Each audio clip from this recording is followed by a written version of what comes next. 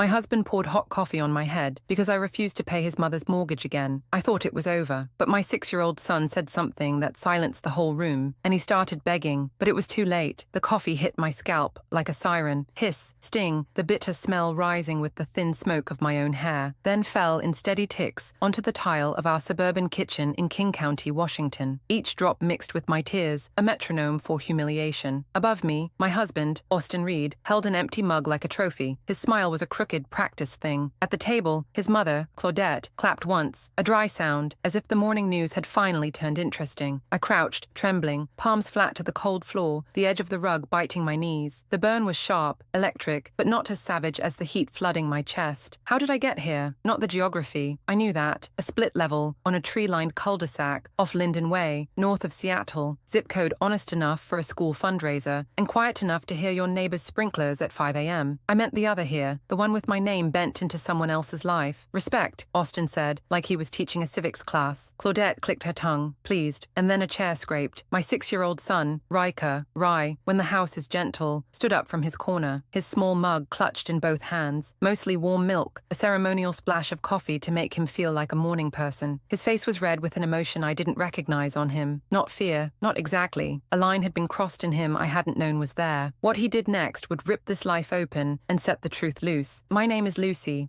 Carter now, on paper moving forward, though the DMV still argues with me about hyphens and healing. Back then, it was Lucy Reed, and 6 years earlier, if you'd told me I'd be on my own kitchen floor while my husband poured scalding coffee on my head to teach me a lesson, I would have laughed and quoted a spreadsheet at you. I was a financial consultant with a downtown office view and a teal blazer that meant business, a one-bedroom near Pike Place, a savings account padded enough to say yes to last-minute flights. I understood numbers, the way they told stories if you let them breathe, the way risk can be managed if you admit it's real. I did not understand how love could become a math problem someone else solved for me. I met Austin in a coffee shop. Irony has a mean sense of humor. He had steel toe boots and eyes that could hold a stare, said he worked construction, dreamed of his own company. He wasn't like the men in pressed shirts who made me feel like a merger. He made me laugh. You're too good for me, he'd say, grin tilted, voice low, but I'm going to earn you. It should have rung like a warning. Instead, I made it a project. I am very good at projects. 3 months in, the tells began. He showed up at my office at 7:30 p.m., the night I was wrestling a particularly thorny valuation. You missed our reservation, he said with a smile that didn't reach. This client will walk if I don't finish, I said. We'll go tomorrow. His jaw fluttered. Sometimes I think your job matters more than I do. The accusation landed like a slap no one else could see. I left early. My team recovered. Austin was grateful, generous, contrite. The pattern was born. Small compromises that looked like love until they were habits. On the honeymoon, he suggested we combine finances. What's mine is yours. Yours is mine. I signed papers with sunburned shoulders. Within a month, Austin had access to everything. Within 6, the inheritance was invested in ventures that never sent a postcard. Don't worry, he'd say, eyes far off. Big things are coming. The only thing that kept showing up were bills with red letters and Austin's hours at bars I didn't know the names of. When I got pregnant, Austin said, perfect. Now you can quit and focus on being a real wife and mother. I gave notice within 2 weeks. Without my income, the math turned cruel. His construction shifts grew sporadic. I picked up freelance clients from the dining table. He tolerated it as long as dinner was hot and attention was immediate. Claudette started showing up more. Her eyes were small knives. Part-time nonsense, she called my contracts. She had a house she inherited free and clear, but there was always a new crisis, a reason. She's family, Austin would say. I paid when I could, and when I couldn't, the house bent around his anger. The first time he grabbed me hard enough to leave marks, Riker was 6 months old. His hand closed around my wrist until I saw pinpricks. I'm trying to teach you, he said, voice soft like cotton, stuffed in a mouth. We developed a routine. His fault-finding, my apologies, his grip, my bruises in places a cardigan could hide, then the sorries, the flowers from a gas station, the whispered, you know how much I love you. I learned how to wear long sleeves in July, how to smile with only the top half of my face, how to time my breath for when he reached for the fridge. The worst part wasn't the pain. It was watching Riker learn a language I didn't want him to speak. He flinched at raised voices. He woke from dreams screaming, don't let daddy hurt you, into my shirt. He started lining up his toy cars in neat rows, like control could be built from small things. On the morning everything changed. The air was grey in that Pacific Northwest way, clouds like wet wool, the smell of cedar after rain. I made coffee for Austin, warm milk with a whisper of coffee for Riker, because he wanted to be like daddy. At 9:15 sharp, the doorbell rang. Claudette never knocked properly. She brought a crumpled envelope and the kind of sigh you weaponize. They're starting foreclosure, she said, dropping into a chair she never paid for. Austin's eyes found mine, hard. How much? He asked. 15,000, she said, like she was ordering lunch. We did not have $15,000. Not by Friday, not by arithmetic, not by wishing. We can't do that, I said, keeping my voice level. The room stilled. Can't or won't? Austin asked, standing. I said the truth out loud, about the money I'd paid, the imbalance, and watched his face cycle through colors I now recognized as danger. I took a step back toward the sink. Riker's small hands tightened around his mug. Maybe it's time my son learned what happens when a wife doesn't respect her husband, Austin said, and reached for his coffee. The mug tilted. My hands went up. Heat, sting, a scream I didn't recognize as mine. Claudette laughed. It was all happening in a house with a green yard and a mailbox with our name on it, in a county where people wave when you drive by, in a country where you dial 3 numbers when you need help. On my knees, coffee dripping from my hair, I looked up through tears and steam and saw Riker stand. His face was set, his small cup in his fist, and for the first time in years, something like air rushed into my lungs. Riker's chair made that small rubber-footed squeal across tile, and for a split second the whole kitchen held its breath. He didn't speak right away. He climbed his chair, then the table, because when you're small and you want your voice to carry, height helps. Austin's head turned, confusion shaded with imminent rage. Riker, get, was as far as he got. My son raised his mug high and poured the warm, milky coffee over his father's head. It wasn't hot. It wasn't meant to hurt. It was meant to mirror. A child's translation. Is this what power feels like? The kitchen went very quiet, the way a room does when something finally tells the truth out loud. Liquid dripped. Austin stood there, stunned, coffee tracing his hairline. Claudette's mouth opened and closed, a fish on dry air. How does it feel, Dad? Riker asked. His voice didn't waver. The rage came back to Austin like a power surge. He moved, fast and thoughtless. Riker moved faster, off the table, around the island, toward the counter where I'd left my phone by the fruit bowl. His fingers knew my passcode. I didn't even know he knew. 911, he said, clear as a bell that belongs in a church. My dad hurt my mum. He poured hot coffee on her. We live on Linden Way, number 243. Please come. It was the most American sentence I could imagine. Simple, precise, born of a safety assembly, and a boy who decided he believed in it. The color drained from Austin's face. He lunged. Riker bolted for the back door, phone clamped to his ear, small legs pumping. Mrs. Allen! Mrs. Allen! He shouted as he tore across the grass toward the fence. Help my mum! Austin stopped in the doorway like something invisible hit him. Even in a panic, he could count optics, a neighbor's yard, a wet shirt, a screaming child, sirens on the air. He turned back toward me. Look what you did, he hissed, and that old familiar line landed and didn't stick, because for the first time in years, I heard how ridiculous it sounded in the light. I didn't pour anything, I said, hauling myself upright by the counter. My scalp pulsed in waves. You did, on purpose, in front of our son. Think about Riker, he said, suddenly hoarse, trying to zip himself into contrition before the doorbell. Think about what this will do to him. I am, I said. Finally, through the window, I saw Miss Allen, Elise, moving fast across her lawn, her phone already to her ear, her other hand on Riker's shoulder. Her husband, Paul, a step behind. The faint rising wail of county sirens grew teeth. Austin looked down at his own unburned forearms and realized what I realized at the same time. When he angled the mug, he had angled avoidably. He always did. The sirens got louder, the choice got smaller, and in the bright, terrible quiet before the knock, my son's voice, high and brave, carried across our backyard and into the good air. We need help. The first knock wasn't polite. It was decisive, knuckles like a gavel. Elise didn't wait. She pushed the door in with the kind of authority a good neighbor earns over years of casseroles and borrowed ladders. Riker's small hand was wrapped in hers, his cheeks flushed, his eyes blazing that clean, righteous light kids get when they've chosen the right thing and know it. Paul was right behind them,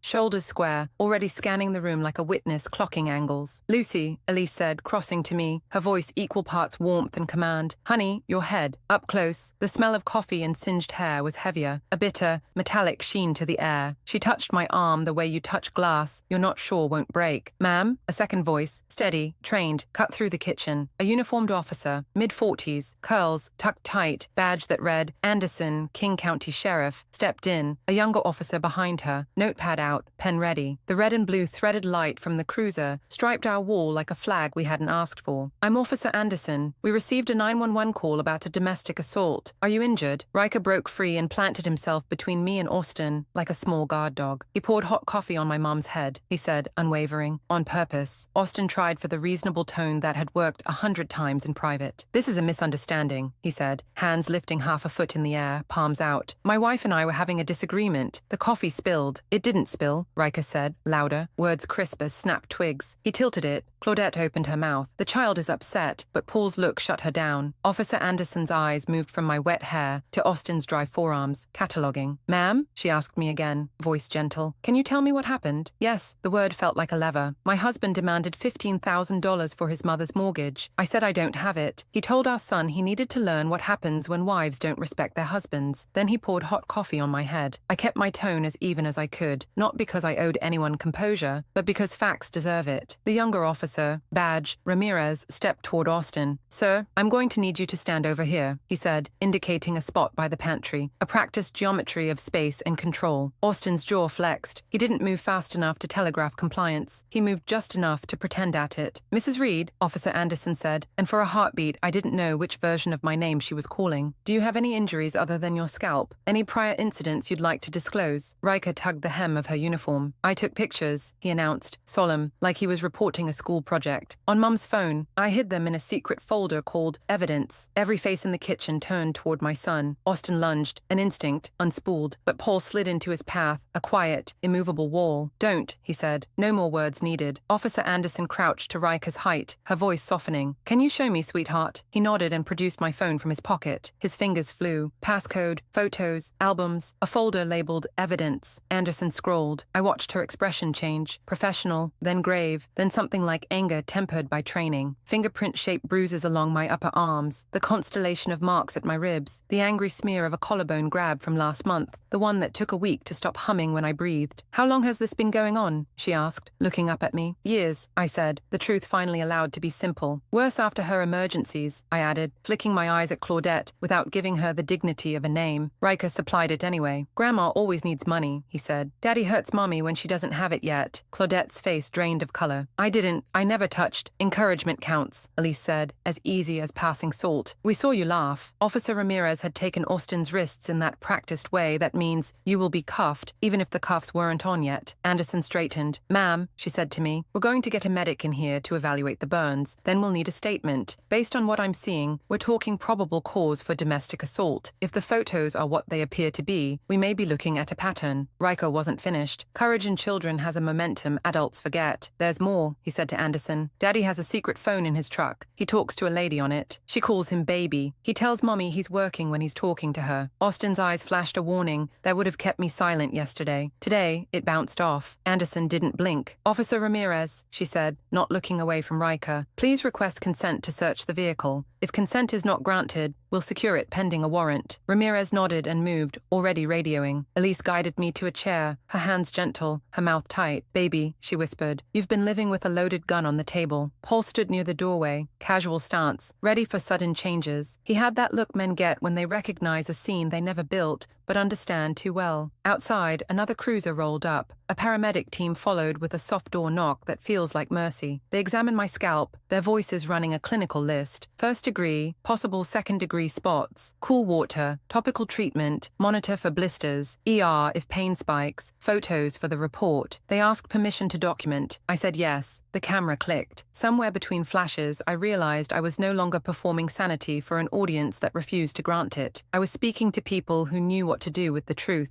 Ramirez returned 15 minutes later with a clear evidence bag in his hand. Inside, a cheap dark phone, the kind you buy cash at a highway store and keep in a glove compartment. Found under the driver's seat, he said. He had another set of printouts, a quick pull from a portable scanner they kept in the cruiser. Also found statements from North Sound builders, pay stubs. He looked at me, then at Austin, whose mouth had flattened into resignation and fury. Looks like Mr. Reed has been drawing a regular salary for at least the past 2 years. My brain did what it always does. Calculate. 60,000 last year, if the numbers on the top line matched industry standard. Hidden income, regular deposits into accounts I hadn't been allowed to know existed. Meanwhile, I was paying for groceries with late-night invoices and guilt. Sir, Ramirez said, voice neutral to the point of art. Turn around, hands behind your back. The click of a cuff is smaller than movies make it, a discreet punctuation at the end of a sentence that took too long to finish. He Mirandized Austin, each right to bead on a legal rosary I'd only ever heard on TV. You have the right to remain silent. You have the right to an attorney. Austin stared at the floor, jaw hard. Anderson turned to Claudette. Ma'am, we'll need a statement from you as well. Claudette lifted her chin, a last performance of hauteur. I did nothing wrong, she said, the old confident lilt cracking. I'm his mother. You were present, Anderson said. A witness reports you encouraged the assault. You made no attempt to stop it or call for help. In this state, that makes you complicit. Claudette's mouth opened and closed again, soundless. Elise, unflinching, added, "We saw you. We will say so." "Lucy," Austin said then, trying to thread pleading and threat into one final rope. "This isn't over. You're destroying our family." He looked at Riker, going for the one lever he thought he still had. "He'll never forgive you." I put a hand on my son's shoulder, feeling the steady thrum of his courage, a rhythm I could borrow. "He saved us," I said, "and I will spend the rest of my life proving to him that love doesn't look like this." The door closed behind them, Austin in cuffs, Claudette a pale shadow trying to keep her spine, and the house exhaled, the hum of the refrigerator, Riker's small breath, Elise's hand on my back. Sounds I hadn't noticed in months became symphonies, but quiet wasn't the end. It was a beginning. Over the following weeks, the machinery I had set in motion kept turning. I filed for a temporary restraining order. A judge signed it by noon. Melissa was forbidden from contacting us. My parents, too,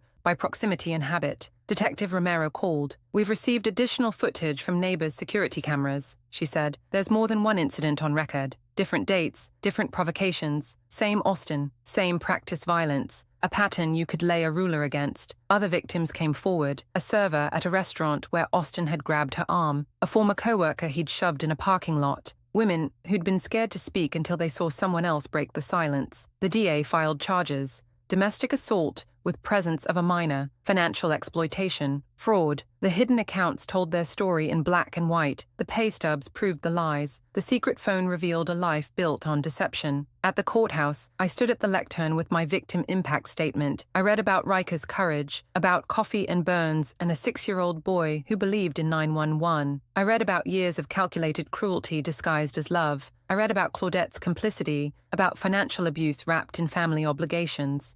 The judge listened. He looked at the evidence, the photos, the bank records, the hidden phone, the witnesses. He looked at me when I spoke. "I am not asking for punishment. I am asking for safety." He ruled with sentences that felt like structural beams. 2 years in jail, 5 years probation after release, mandatory domestic violence intervention programs, restitution for the stolen funds, every penny documented in my spreadsheets, permanent no-contact order, supervised visitation only, contingent on completion of treatment, GPS monitoring upon release. "Ms. Reed," the judge said, voice softening without losing its edge, "your son's courage and your documentation of the abuse likely prevented this pattern from continuing. The court commends your decisive action to protect your child." Claudette received her own consequences, complicity charges, fines, and a mandate to attend classes on recognizing and reporting domestic violence. "Silence is not neutrality," the judge told her. "It is choice." 6 months later, I sat in the bakery on Greenwood, laptop open, working on a client's books. Riker wore his paper hat, head of sprinkles, and distributed donut toppings with the precision of a foreman who'd learned that power could be gentle. The house on Linden Way was ours now, the mortgage in my name alone. New locks, new rules, plants in the window doing their invisible work, a camera that blinked its calm reassurance, a door that answered my key with the confidence of good grammar, no more commas, just clean periods. My phone buzzed. A text from Elise. Fox spotted, still communal, still punctual. I smiled and returned to my spreadsheet, where numbers told honest stories and columns aligned because I made them, where money moved toward me because I earned it, where the math finally added up to something I could live inside. Riker brought me a donut with sprinkles that had landed like stars. "This one is called Helper Sky," he said. "It's perfect," I said, and meant it.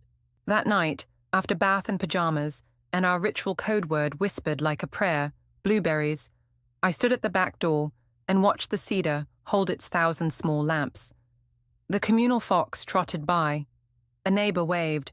The camera blinked once, recording nothing but ordinary night. I thought about the morning that changed everything. About a 6-year-old boy who climbed a table and poured warm milk coffee over his father's head, not to hurt, but to mirror, to show what power looked like when it forgot to be gentle. About how he ran across a lawn shouting for help because he believed help would come. And it did. The machinery existed. The system worked. Not perfectly, never perfectly, but it worked when we were brave enough to use it. When we documented, when we called, when we testified, when we stood in government rooms with crayons and courage and said, "This is what happened. This is the truth." I closed my eyes and let myself feel it. the weight that had shifted off my shoulders, the future that stretched ahead with my name on it, the ordinary miracle of a house that was just a house, not a stage for someone else's rage. Tomorrow would bring more numbers, more donuts, more small rituals of a life being built. We would keep going. We would keep the pace. But tonight, in the amber glow of our nightlights, in the clean click of our new locks, in the steady breath of my sleeping son, I let myself simply stand in the truth we had claimed. We had learned to say blueberries. We had learned to lock doors and keep papers and ask for what was ours. We had learned that dry is a kind of tenderness. We had learned that love doesn't hurt, and if it does, you can call it by its name. We had learned that the chandeliers were about to meet gravity, and gravity always wins.